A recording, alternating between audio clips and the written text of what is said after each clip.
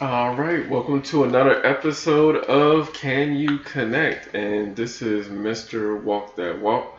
And today's episode is going to be a follow up on the last one. So this one's going to be dating people who have either brief psychotic disorder, schizophrenia, schizoaffective, schizophrenic.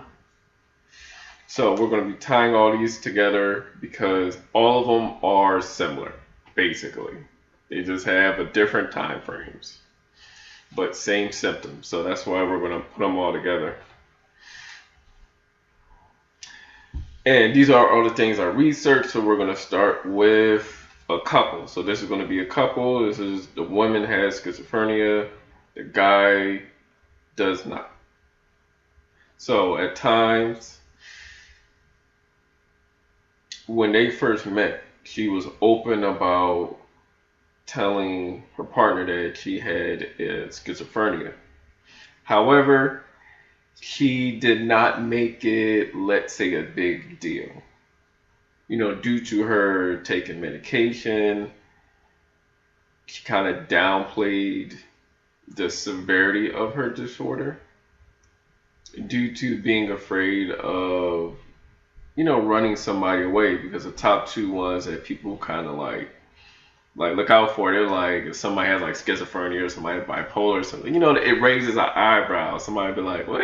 And then they gotta do their research or look it up.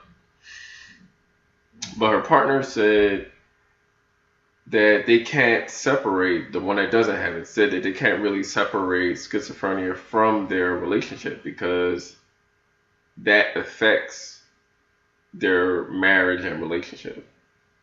Her having that disorder.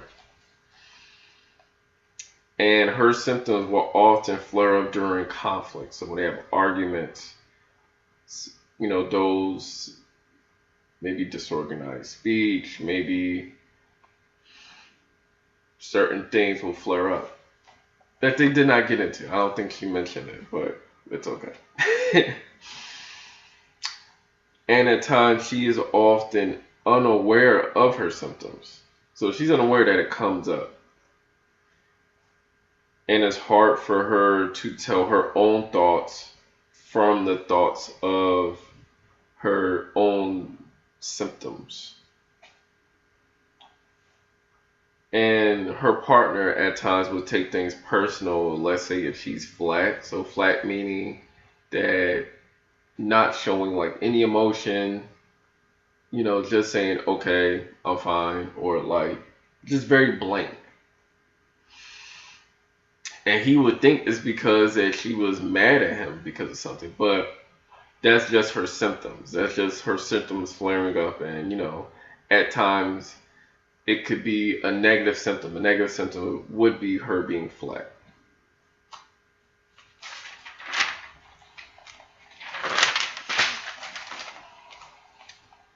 And she only noticed being flat when her partner says something to her. Otherwise, as she said earlier, she doesn't notice them. But what's helpful for them is doing couples therapy. And she believes that she's also codependent on her partner. So she struggles, if he's not around. And she looks for her partner to, be her cheerleader if she wants to accomplish things or get something done. However, her partner knows if it becomes too much for her, whatever task that she's trying to accomplish, then that will cause her to have like a mental break. So at times he would maybe tell her not to pursue certain things. And in turn, she would feel as though she has to prove it to him that she could do it and prove it to herself. And because he's telling her maybe not to do certain things, she would feel like she'll get paranoid at times that he is trying to control her and hold her back from the things that she's trying to accomplish. She reported that it's hard to keep up with her husband and feeling like she's letting him down because at times if she's feeling low and having a low moment, it's hard to get done those daily tasks that she wants to accomplish. And her partner tries to be understanding if she can't keep up with certain tasks due to her symptoms. So her partner tries to, reassure her that it's okay. But she wants to be equal to him. And at times end up overextending herself and then going back to feeling low. And partner tries to work with her by not telling her what to do so she's feeling controlled, but just giving gentle reminders that, oh yeah, I remember you said you wanted to accomplish this task. And that will conclude this particular couple. So at times you see that there are struggles with there's like an inner battle, but in her case it wasn't really. She battles with him about things she wants to accomplish and get done. But then on the other flip of coin, she doesn't even notice some of her own symptoms. So those are things to, be aware about. And these are how people, the next segment is going to be how people with schizophrenia feel either while they're dating or married. And these are going to be from like different people. So they say it's hard to know what to believe. So when it's hard to know what to believe, how do I know that this partner is telling me this or if it's a voice that's telling me this? And at times, some of them believe that everyone is judging them. So when you feel like somebody is judging you, you're not trusting people. You keep them at a distance. Which in turn makes it hard for them to make friends and keep friends. Especially if they do have those psychotic moments. where they may have to be hospitalized, and then people might want to keep a distance because they feel like, oh, I don't know what this person's gonna do. I don't know if this person may do something to me. But they usually, at times, just harm themselves in those particular moments. Now, could there be moments where they could harm other people? Yes, that's also a possibility.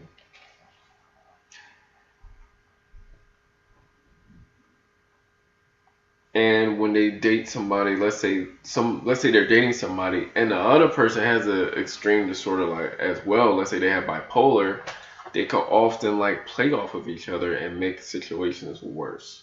So they can be causing each other to have a mental break.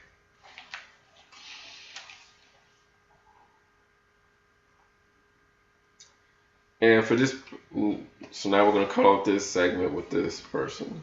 And we're going to go to another person who says when he got married, that's when his symptoms start showing up. So let's say this was due to all the pressure of being married. You got to work, you got to take care of your spouse, your family, your kids. You got to show up in multiple ways.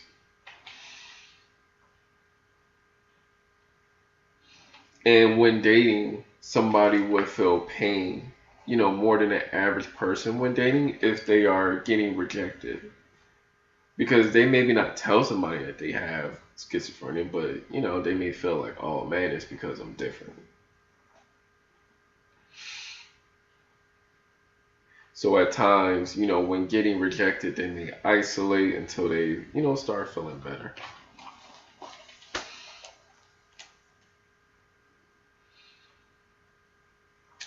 And they try to go out their way to try to make sure their partner doesn't become their caregiver. So as we've seen when we talked about the first couple, um, she probably felt like, or she did felt like that she couldn't keep up with her partner, and that her partner basically had to take care of her in a sense. So they don't want to have that sense like, oh man, my partner is like my parent. And at times they'll feel like, it's them against the world because of their disorder, which makes it hard for them to accept any help from other people.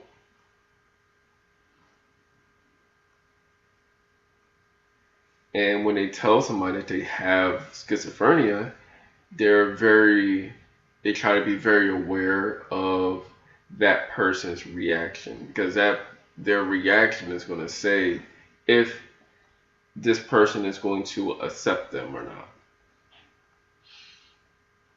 And they often worry about their partner, let's say, leaving them because their disorder is becoming too much, or they feel like they're too much, which in turn makes it hard for them to, express their needs and wants while when they're in a relationship.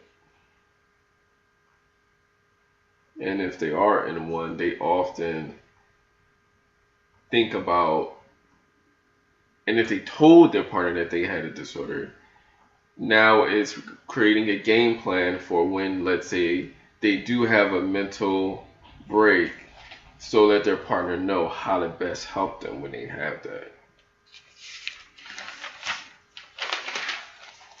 Okay, so I will conclude this segment, and now we're going to go on to, let's say, the black perspective of having schizophrenia. At times, we're going to be discussing, let's say, someone who was dating somebody with schizophrenia, but they broke up with them, and then how the person with schizophrenia reacted to that breakup. So they expressed that they kept calling them multiple times, saying that they was missing them, they wanted to be with them. How much they grew since then, and how much they became a better person, and how much money they got. to try to maybe lure that person back into a relationship with them. And when they eventually did hang out again, because you mentioned that, they often went over certain things, such as that person, going over their, let's say, mental. They went over, let's say, they went over certain issues with him wanting to be back with her, but also still wasn't able to process the breakup with. And since he wasn't able to process the breakup, he will often bring that up when they was around. So he'll go from, I miss you, to, oh man, why did you do me so wrong in our relationship when we were together? So going back and forth between different thoughts that way, which, would make the other person uncomfortable and which make them want to leave. However, she mentioned that she was trying to leave, but he was trying to convince her to stay or not leave at all. And to the extent to where when she did leave and go back home, he kind of followed her and, went back to her place to try to convince her again.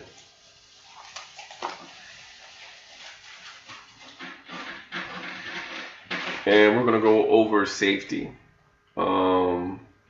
At times, when somebody's having a psychotic episode, we black people often feel afraid to call the cops due to not wanting their loved ones to be harmed or shot in those certain instances. And at times, we're often, let's say, don't believe in mental health. Therefore, somebody may end up untreated and getting worse and having other things happen to them.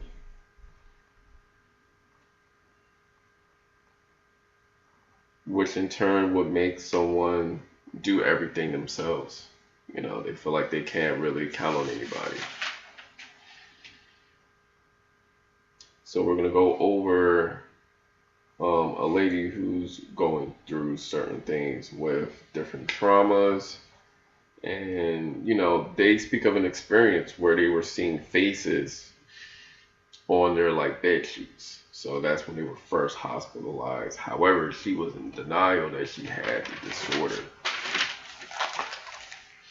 until she kept getting hospitalized.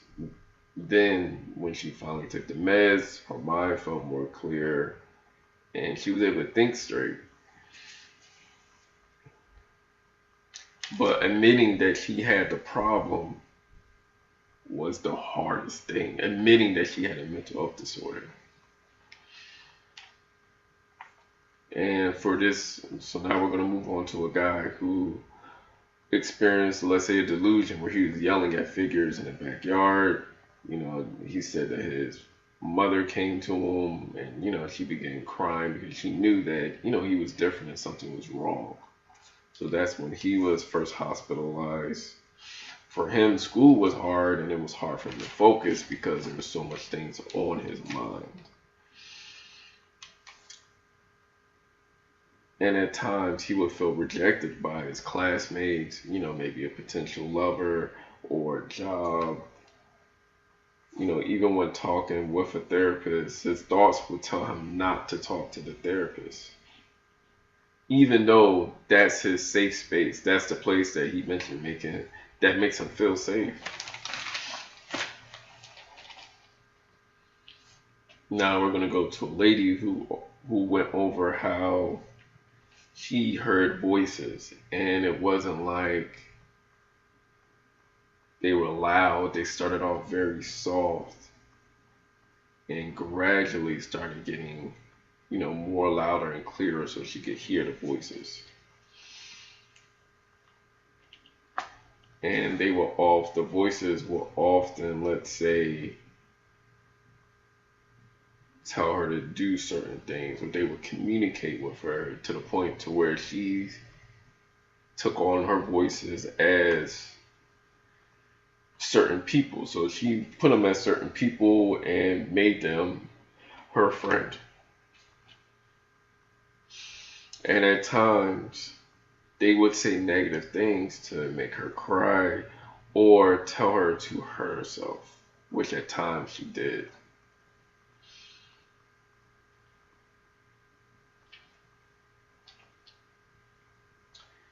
And she mentioned that it was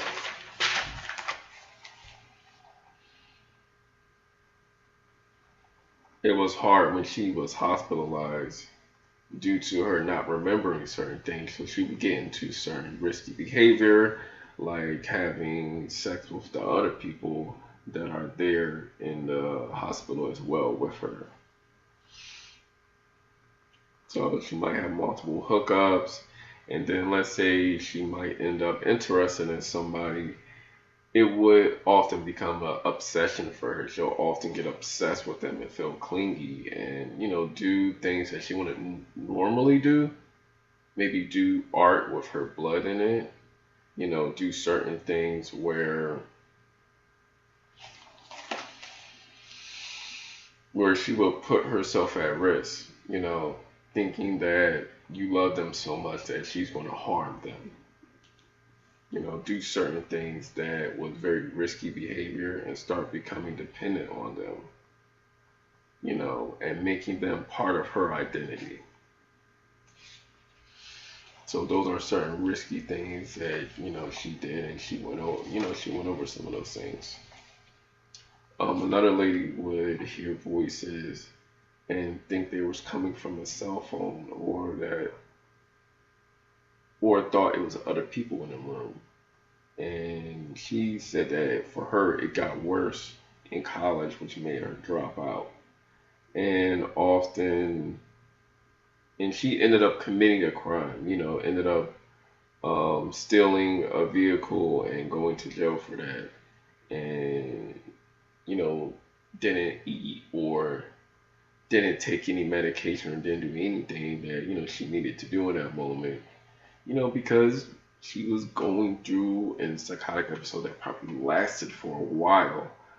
And they didn't really get her help till afterwards. So being aware of the symptoms will allow us to be able to help people better, will allow us to be able to help our partners better if we choose a partner that has schizophrenia. So this will help us understand our people in our community and how to best help them, you know. So these are just certain things to keep in mind. Um, and this will conclude this episode. And of course, we're going to be supporting Black-owned businesses. So, this will be a content creator who's trying to help people with their taxes, loans, starting up businesses. So I'll put all her information in the description. Her YouTube channel is called Folisay TV. So I'll put that there. Of course, support the people who does our intro and outro. With the music, the musician and the person who made my avatar, their information will be there. And of course, myself, I'm a clinical social worker for the state of Maryland who could do individual, couples, and family therapy. So if you're interested, just let me know or send me an email. That will be there below as well. So definitely thank y'all for watching, and y'all have a good rest of the night and a good rest of the week.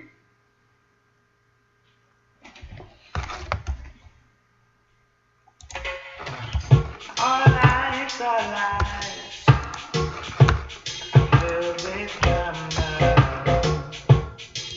Our homes are homes, they feel empty. Our dreams are dreams, slowly shattered. And our body needs a bruised and battered. What does it take to become a